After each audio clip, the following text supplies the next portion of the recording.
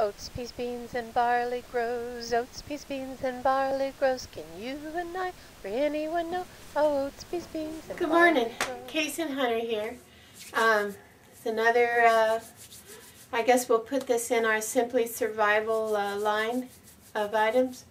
It finally got cold here in Tucson, so had to turn on the heat a little bit. That was a whole adventure, including cutting ductwork and having to screw down a flange that had broken and using a magnet to go down into the furnace to collect the handle to the flange. But once that was all done and I got the aluminum foil back on the furnace, on the seams and stuff, and ran the HVAC ductwork back up into the exhaust vent, we now have some heat, so it's warming up in here. But anyway, what this item we're talking about today is grinding grain. Some of the ladies in my women's survival group wanted to had some questions about grain grinding,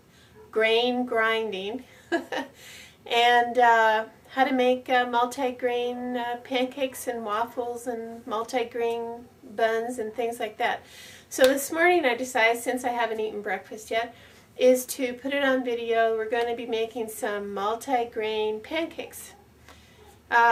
This item right here is my grain grinder, and I'm going to set it up and show you how to grind a little grain real quick to show you how it's done, because I've already got grain ground for the pancakes this morning. But anyway, then you'll get an idea of what this is and how it's used and how it works. This tabletop right here is where I fasten my grain grinder down to. I've actually drilled some holes in the top and plugged them with plastic stoppers for use other than the time that I'm not grinding grain. So I just pull those stoppers out and then put the unit right here.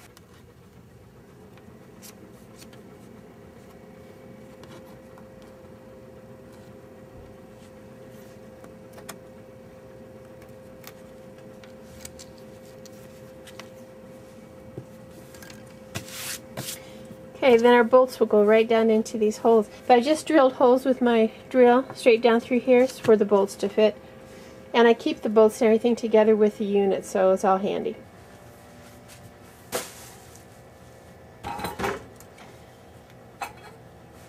This particular grinder here is a Country Living grain mill. I bought it, I think, a couple years ago. The price on it, like everything else, has gone up. But let me tell you, this has been worth it. You just line up your holes, and then we're going to, in the metal plate down here, and then we're going to stick our bolts and nuts through there to hold it onto the wooden top. And with your, of course, your wheel outside for your grinding. Now, I like to keep all my food grinding stuff right here in this one little plastic carrier.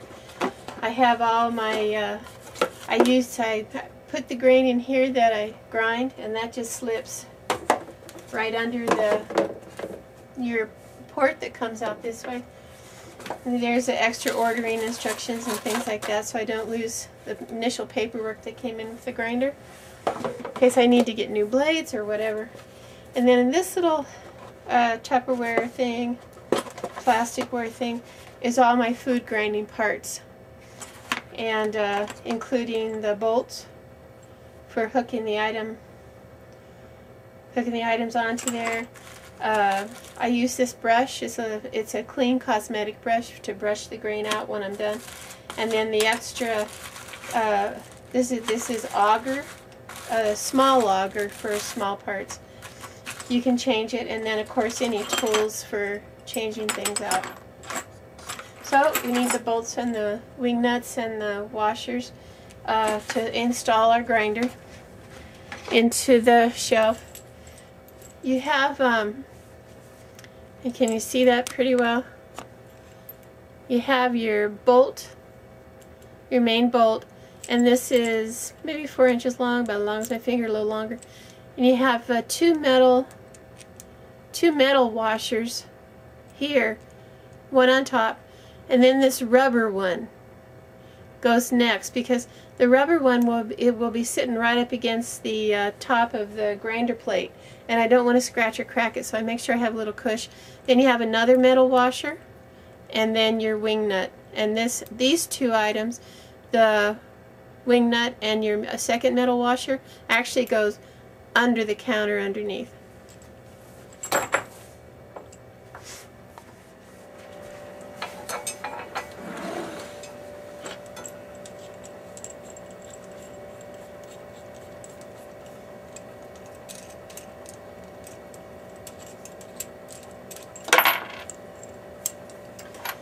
So you have your bolt top, your first metal washer, and that rubber washer. That goes down into the hole.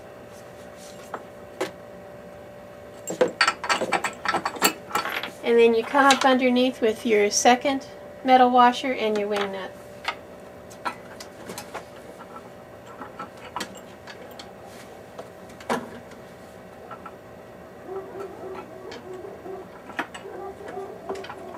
And usually I just put it on there finger tight. It doesn't have to be really clamped down all that hard.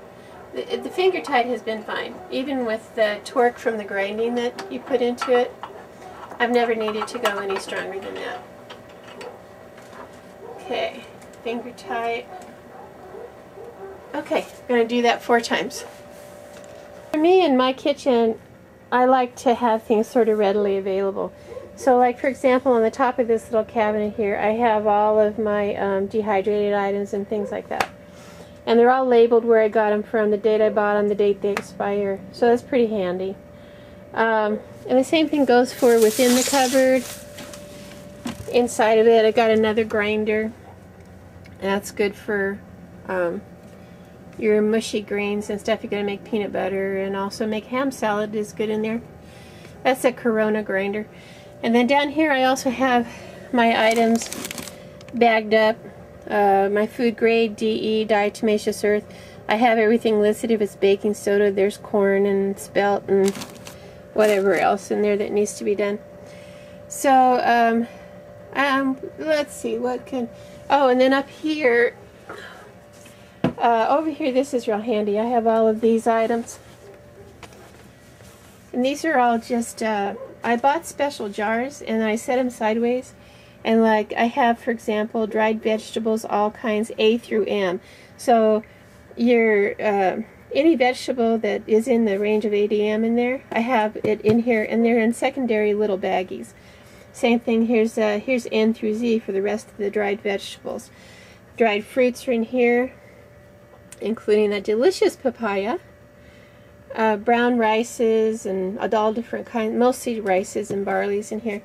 And then other types of grains like quinoa's in here and spelt and winter wheat and stuff like that.